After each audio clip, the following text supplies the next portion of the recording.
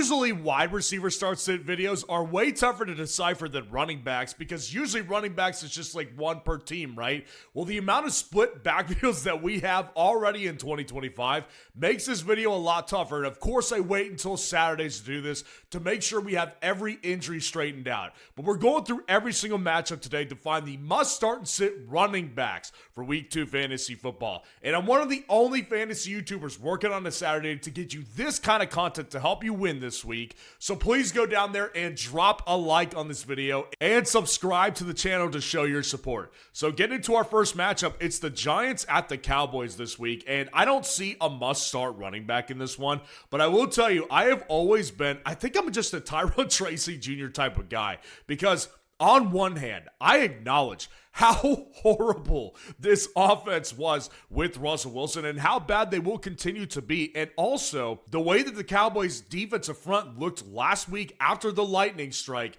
was very night and day different than how they looked the first half. Now, I'm willing to venture to bet that the first half of what we saw before the lightning strike is actually the Cowboys' defense in reality, which is why I kind of like Tyrone Tracy this week a little bit better. But I will acknowledge, of course, it is a scenario where this offense is so bad that it's hard to see them move the ball. But I will say I like him better than Javonte because at least with Tracy, we know the breakdown. And Tracy is getting 90% of the work, basically. With Javonte, Miles Sanders was a factor for last week. And even though he did fumble and Javonte saw the rest of the work, maybe they give Miles Sanders more opportunities because he did have some plays for them. So I think Javonte is also taking on a brutal front seven as well. I think Javonte is not as good of a play as Tyrone Tracy. I think a lot of people could get easily sucked into 2 touchdowns on the ground last week. I would temper expectations this week versus a really good front seven. And of course, you've got Miles Sanders,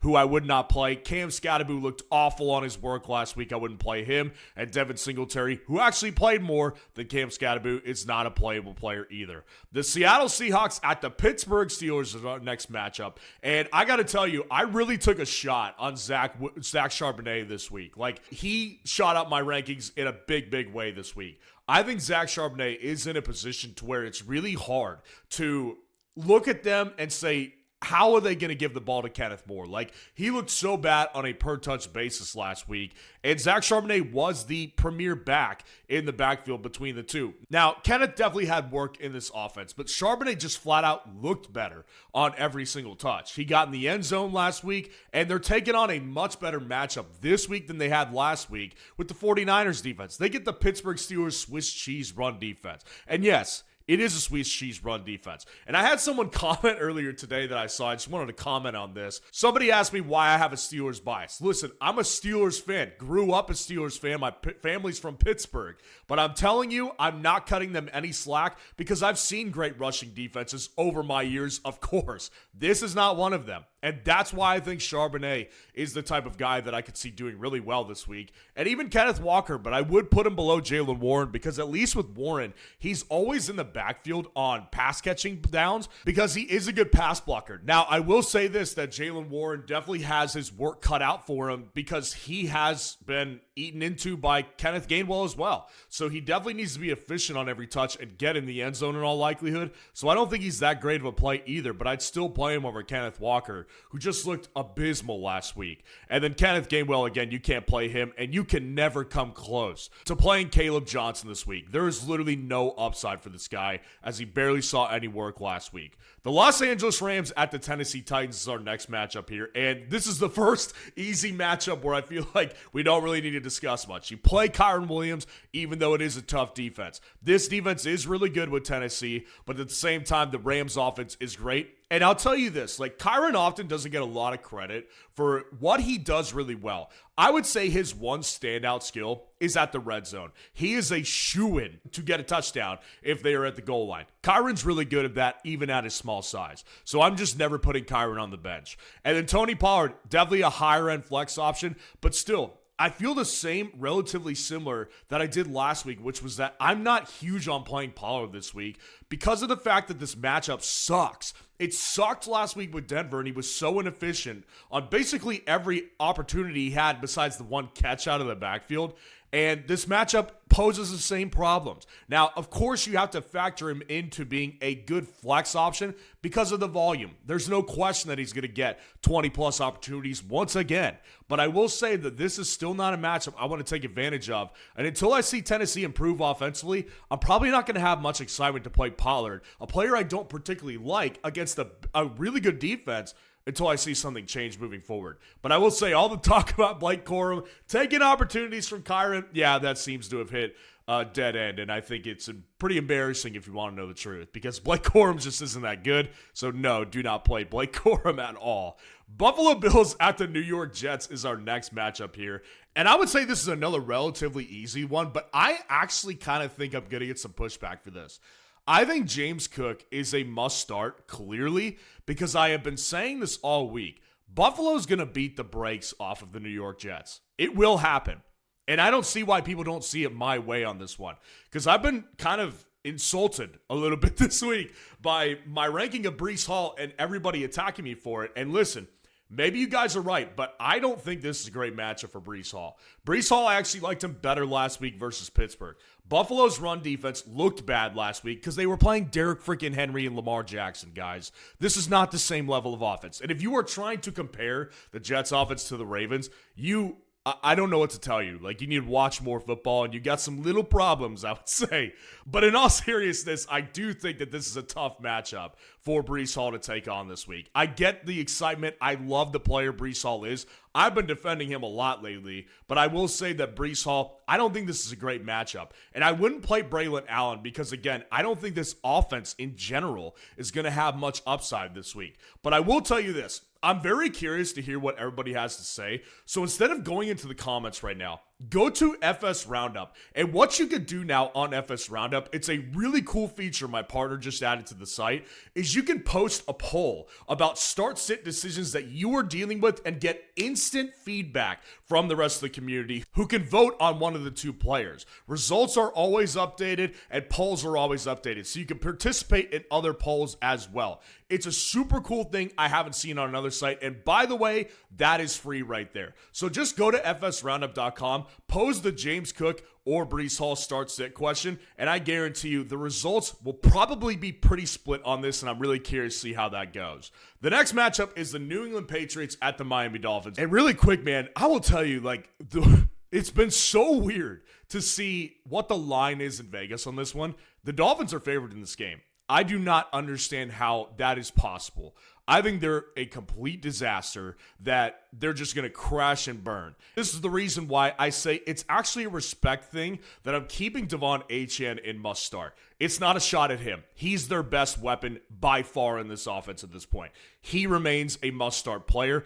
But I'm telling you, he's hanging by a thread because this Dolphins offense is so abysmal and atrocious. And he saved his week last week with basically a last-minute touchdown. So I'm keeping him in there out of respect to the talent that Devon Achane is.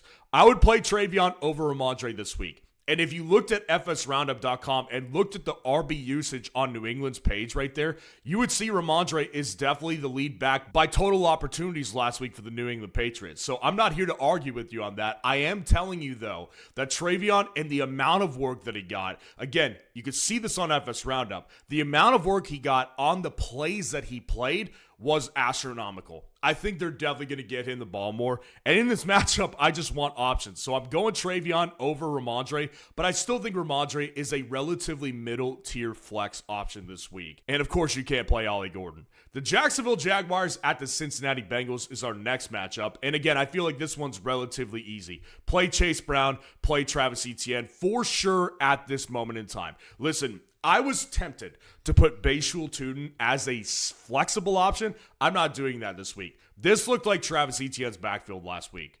And I think LaQuint Allen even comes into play a little bit as well. So I don't think I'm ready to say Bayshul Tootin is even flexible at all because I don't want to see anybody's team go down by playing Bayshul Tootin this week. There's better options out there for sure. So I would say Travis Etienne right up there with must start in the lower tier category, but Chase Brown is obviously a must start as well. The San Francisco 49ers at the New Orleans Saints. I got to tell you something.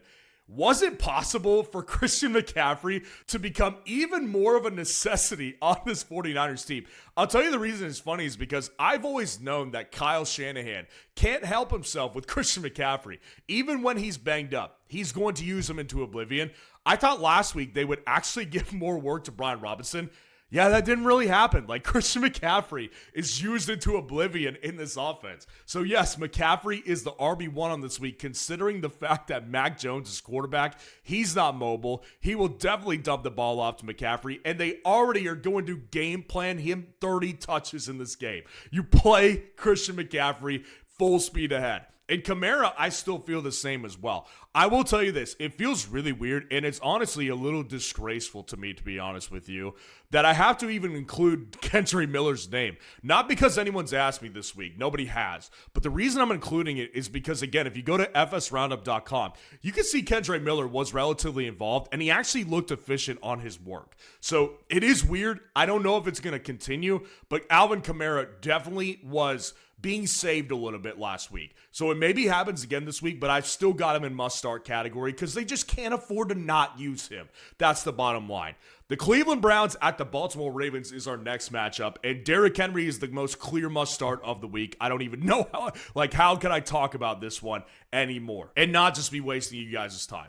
And then you look at Cleveland, like, this matchup is going to be so ugly. Just look at the Vegas line. The Baltimore Ravens are favored by like 11.5 points. It's actually insane to think of a divisional matchup with that big of a spread. But I've been saying it all week too. This will be an ugly, ugly loss by the Cleveland Browns this week. And I expect this team to not be able to run the ball much. But I will say this. I think Dylan Sampson's the most viable option.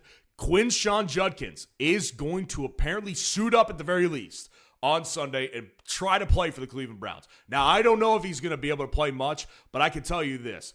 With those options back, I think Jerome Ford definitely is finding his way at the bottom of the barrel of the depth chart. And for the time being, I think Quinshon Judkins is not someone you want to even consider yet. But I will say Dylan Sampson, for that reason, is the most potent back in the backfield, for lack of a better term, because he's not potent, but he will get opportunities through the air because he did last week. And that's going to be key in this game for any Browns running back. He was the best of the bunch, so I do think Dylan Sampson is easily the best play in that Cleveland Browns backfield. This is Ted. Look at him. Ted desperately needs to pick up a new running back, or his fantasy team is toast for the third year in a row. And losing his season again means one thing. Oh, no. Come on, Ted. Yeah. Don't be Ted. Use Fantasy Football Roundup to automate your waiver pickups and rest easy this season. Huh. Look at him. Our next matchup is the Chicago Bears at the Detroit Lions, and Jahmyr Gibbs is obviously still a must start. Do not waver on this one. Do not waver. The guy got a lot of work last week, just didn't work out. Now, I don't know if it's going to work out again this week. I still think the Detroit Lions need a lot of time to figure out their offensive issues. But I will say Jahmyr Gibbs is too talented, and he was too high priced to put on your bench in week 2. And then DeAndre Swift, again, lower end must start, but I got to tell you, like, DeAndre Swift is somebody that I just think I like more in this Chicago Bears offense more than most people do. So DeAndre Swift to me is still a must-start running back, considering all things with the matchup in Detroit and just the lack of depth behind him. Now, Roschon Johnson is coming back this week. He is not going to be a startable player, but definitely keep that name in mind because he could get more work. But as of the time being, Swift is in line for another 15 to 20 plus touches in this game. And I think he looked good enough on his work last week. Dave Montgomery is still a guy that I still think is a mid-tier flex. And last week it kind of proved that. While he did out-carry Jahmyr Gibbs last week, he didn't look good as the rest of the team didn't. And I don't think that continues to keep up. I just don't think that this offensive coordinator is that nearly as effective as Ben Johnson was, utilizing 2 backs. So I think Dave Montgomery is a middle-tier flex option, but nothing more than that with no upside beyond that. The Denver Broncos at the Indianapolis Colts is our next matchup. And Jonathan Taylor, while the matchup is tough, I do think is still a must start. You can't put Jonathan Taylor on your bench at this time, guys. It just would not make any sense. J.K. Dobbins is the better option between R.J. Harvey and him, though. He is still playing the majority of snaps. If you look on fsroundup.com, you will find that number. J.K. Dobbins was definitely in on more snaps, but I will say R.J. Harvey basically touched the ball every third time that he was on the field for the Denver Broncos last week. Look it up on Office Roundup. It's pretty interesting. So I think there's a chance we see more of R.J. Harvey this week, but I still definitely think that J.K. is the better play because as of right now, it looks like he will lead the backfield. And I got to tell you, Tyler Bidet, I got to include him right here because he definitely was involved last week, especially from a pass-catching perspective for the Denver Broncos. I don't think that's going to keep up, and I definitely don't think that you should be putting it in your lineup this week. The Carolina Panthers at the Arizona Cardinals, and Chuba Hubbard is very close to that edge for me. I think Chuba is still a must start because he's definitely the lead back as far as carries go, but I will say this, you have to acknowledge that Rico Dowdle was the third down back. And he didn't get much work through the air as much as Chuba, which is ironic because Chuba is not a good pass-catching back. But that's my point, is that Chuba Hubbard is still like one of the key pieces to this offense in Carolina, and I think that they're going to continue to need him now more than ever. And then James Conner, I've been kind of alluding to this all week. He's not a must-start for me. I think he's a better flex play than Trey Benson, but I'm telling you guys this. Keep your eye on Trey Benson. Trey Benson had one big play last week, yes, but he still was more efficient than James Conner, and he was getting the ball a ton for whenever he was on the field. Again, this is the perfect thing to go to fsroundup.com for, and look at the usage of these running backs in Arizona last week. It was very telling, and I think James Conner, when you factor in his low efficiency last week, could very well be in danger of losing his job at some point. Now, given the matchup is so beautiful against the Carolina Panthers at home. You definitely need to start James Conner if you have him in most circumstances, but I don't consider him a must start because of Trey Benson. And I think Trey Benson is a relatively high-end flex option for you. The next matchup is the Philadelphia Eagles at the Kansas City Chiefs, and Saquon Barkley, for obvious reasons, is a must start. Now, the Chiefs' backfield is really nasty, like honestly, and it shouldn't be this way. Like it really shouldn't. The Chiefs should have a great running back, but they just don't. Or maybe they just don't trust Pacheco enough because Pacheco looked good on a per touch basis last week. They just didn't give him much work. So it's like maybe they just don't trust him yet. I don't know what the circumstances are, but I will tell you that his usage last week was so gross, and this matchup is brutal this week. So I cannot say that with any confidence he's even a high-end flex play. I really, really can't. Like, I think Kareem Hunt is every bit as flexible. Not every bit. I would say Pacheco is the better play, but Kareem Hunt is like a mid-tier flex option for me. I don't think that there's that big of a gap when you just look at the usage last week, and the involvement in the passing game definitely favored Kareem Hunt. So I think that they're both playable options this week, and neither of them have a ton of upside, unfortunately. And the last thing I'll say on this one is this. Keep an eye on Tank Bigsby this week. Just traded for by the Jacksonville Jaguars this week. He's going to suit up, and Will Shipley is not going to play in this game. Last week, Saquon Barkley was taken off the field a decent amount of times in the first half because they wanted to keep him fresh. I'm curious to see what Tank's workload is, but obviously don't consider playing him this week. Just keep an eye on the situation.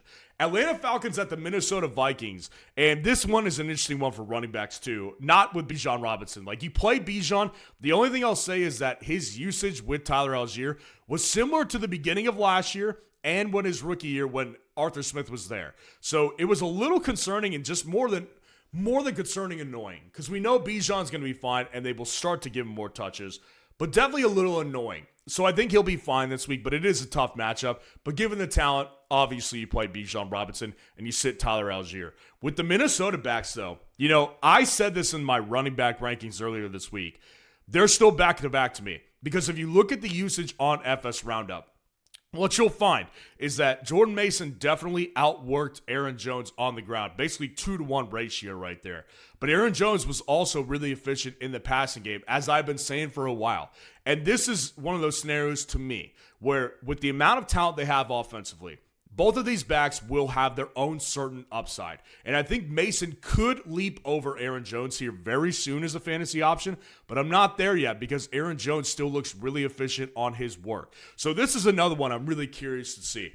Go to FS Roundup, start a poll, Aaron Jones or Jordan Mason. I'm very curious to see the results of that. Now, moving to our first Monday night matchup, it's the Tampa Bay Bucs at the Houston Texans this week, and Bucky Irving to me is definitely a must start. Like, it's just a matchup that is a little bit intimidating, but I just don't think that you could put him on the bench, considering the fact that he is in a position to where the offense still needs weapons desperately. And they do have two good wide receivers, of course, but Rachaad White, it was very clear to me last week that Bucky is the clear lead dominant back. And I think even in a bad matchup like this, I'm still willing to say he's a must-start guy. Nick Chubb, though, you know what's really funny? I've really gotten a lot of comments this week about should I drop Nick Chubb? And I'm like, guys, if you look at the usage last week, he was used a bunch, and it was clear that he was the lead back, and Nick Chubb actually looked pretty good on a per-touch basis. Like, he really, really did. Similar to how he used to look before all the injuries. So, I am not in any way, shape, or form off of Nick Chubb. And I actually think that this matchup could provide upside because I've been saying all week, I think Houston wins this game, first of all, and Vegas looks like they do too. But I think that Nick Chubb could be in a matchup against a weaker defense that's much better than last week versus the Rams. I'm not saying he's a must start. I would say that he's a higher end flex though. Like, I really do think Nick Chubb would go in my lineup in a lot of different circumstances, considering the depth of leagues that I'm in. Dare Ogunbowale, I'm going to mention the name because this guy was the clear passing down back for this team. It was not Woody Marks like I had predicted, and that was my mistake. Dare Ogunbowale is the lead back as far as receiving work goes in Houston, but it's not enough to crack fantasy lineups. And our last Monday night game, the Los Angeles Chargers at the Las Vegas Raiders. Obviously, this one is going to favor the two rookie running backs. Neither other backup running backs were involved enough to even consider. Ashton Jeanty, I think, is a must start because I do believe that this could be maybe a better matchup for him this week where we could see improvement. I feel the same about Hampton, but I got to tell you, I'm a little more concerned about Hampton because I do think Najee could be more involved this week. And I also think that I just didn't see enough from Hampton. Not that I saw enough from Jeanty last week. He was really inefficient, actually worse. But I will say that Jeanty in this offense, there's no question to me that he's going to get 20 plus opportunities. They don't have a choice. They have no backup. And at the same time, Hampton, he's got Najee, who I do think could be a little bit more involved this week. Not by much, but a little bit. So I'd say Hampton is a high-end flex, and Ashton Jeanty is a must-start. So let me know what you think of the running backs in Week 2. And if you want to see the top 30 running back rankings for Week 2 fantasy football, click on this video right here.